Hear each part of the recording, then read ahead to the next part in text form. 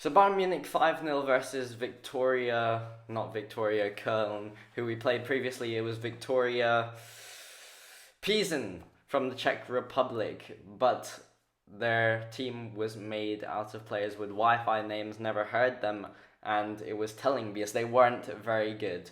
That wasn't a Matthias Tell pun, by the way, but it was also telling that he didn't come on until quite late on. I'll be talking about more of this in my match analysis video. Of course, I had the player ratings. Players got high ratings in my player ratings video, so check that out. Also, my standout players were Musiala, Sane, and Mane. They all got high ratings from me. I think 8.5 out of 10 for lots of these. My happiness from this game, very high.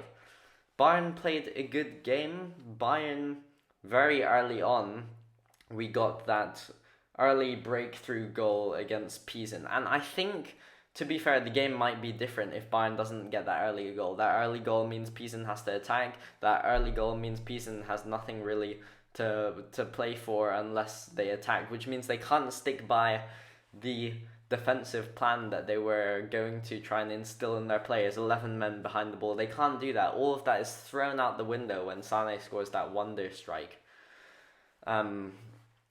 The song AC/DC, Thunder Strike, is just coming to mind. Is it Thunder Strike? Thunder... something like that. So it's like Leroy Sané with the Thunder Strike. Anyway, never mind. So, while I am happy with this game, Nagelsmann needs to see if these tactics work against good teams. Pizen were all over the place. Even Choupo-Moting, when he came on, was looking Lionel Messi levels of excellence, and I think that's just because Pizen are not very good, unfortunately. And it showed we had so much open space in this game. This space you'd never have afforded to you if the game was 0-0. If we're playing a top team in the Champions League, maybe you have the space, but on the other hand, they have the space too. So it's a double-edged sword. So I'm not convinced. I think it was a good performance. It was good to see how the team could play well without Thomas Muller, without Joshua Kimmich. And also, this goes on to the point I've been talking about for weeks. I've been saying that Joshua Kimmich doesn't need to be playing. He needs to be rested. What happened? Bayern won 5-0 when he wasn't playing. I was proved right. And that is why Kimmich should have some rest. The Gravenberch-Goretzka midfield actually had a surprising amount of balance. And I think this is one of the big talking points ahead of the Dortmund match. Nagelsmann's rating, though, for this match, I think 8.5 out of 10. Firstly, the tactics were good. Bayern exploited Pizen. Bayern were able to play. Gravenberch-Goretzka midfield worked well, but also the subs were good. Nagelsmann was actually resting players before this big game. Upamecano came off, Davies came off, Sane, Musiala. And they came off early as well, like for the likes of Musiala on the 45th minute. That's clearly a preparation for the Dortmund game. Giving 45 minutes of extra rest is crucial. And even the later subs, bringing on Matthias Tell, it was a good time. Although that's my slight question. Why doesn't Tell come on instead of Choupo-Moting? Is Choupo-Moting really more valuable to Bayern, more important for his development than Tell right now? I think that Tell should have been brought off him first, but I digress. Good subs from Nagelsmann, for once. Not always that great.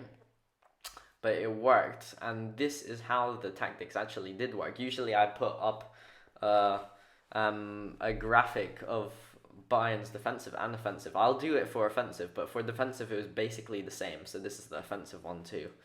4-2-3-1 formation. Ideas were that Gravenberch was sitting deeper than Goretzka, and Goretzka was going more forward in the press. So Gravenberch, when the other team were counter-attacking, he was really sitting in that deep role and being the one who's making the counter-attack stops, etc.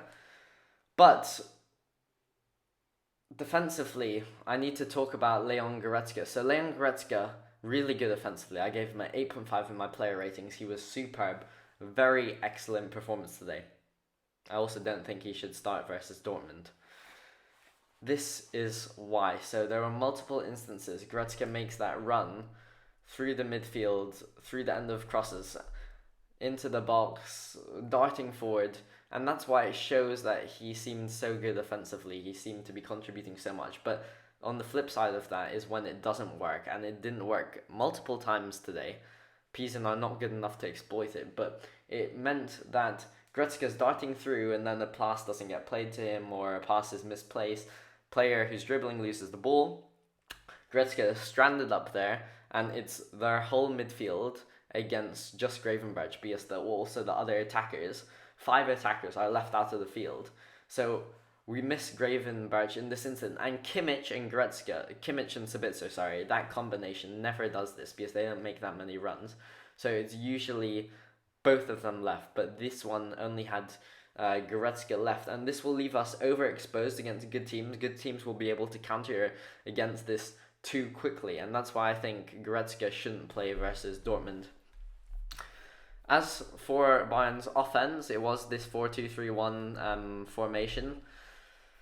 So Mane was going inside, quite a bit inside into the field, especially in the first half, because Alphonso Davies was pushing quite high and quite wide on that left-hand side. This shifted Musiala to the centre right position, that type of position. As I said, Gravenberch is below Goretzka. But let's talk about Goretzka's attacking, which was really good. He was darting forward, getting into the box, getting shots on goal, getting chances, contributing to attacking play. So that was good from that role. And he was really being physical and making those runs into the box. So that's why against bad teams like Pizen, with all due respect, Goretzka's great because he can make those runs, he can make those plays. But I guess against good teams, then that's when it's not so good to have Goretzka doing this type of role. Now, Mazraoui was playing in that half space. And by the way, this was the lineup I predicted. Exact, word for word, bar for bar, person for person, player for player. So please check out my lineup videos before these matches, is my point. But Mazraoui, he was going inside. He played a very good role in that right half space. He was acting as number 6 when we were building up. And the interesting tactical point was when Stanisic came on for Davies in the second half. Same thing happened on the left-hand side. Both the players, the left back and right back, became like number 8s in midfield in the build-up. Gravenberch at the base, Goretzka in the attacking midfield position. So it was a really interesting tactical idea from Nagelsmann then. But in terms of the overall play, Sané was wide on the right because Mazraoui was so far inside. Of course, there were always instances Mazraoui goes up, goes for the overlap. But Sané was quite far wide, but it meant that he cuts inside, plays a 1-2. He was also very open because he was staying very far wide, so it was very good from Sané. Overall, I was pleased, very pleased with Nagelsmann, pleased with the players, pleased with the tactics, and now I'm pleased to be looking forward to Bayern versus Dortmund, their Klassiker, the big one. We may be without Joshua Kimmich, Leon Goretzka, and Thomas Muller. We may be with them, though. Let's see what happens. Very excited for this game. Nagelsmann's had 2 good performances in a row. He's also had 2 performances in a row versus inferior teams to Bayern Munich. Very excited. Check out the lineups. Check out the player ratings I also did on this game. Leave a comment if you enjoyed. Thank you and goodbye.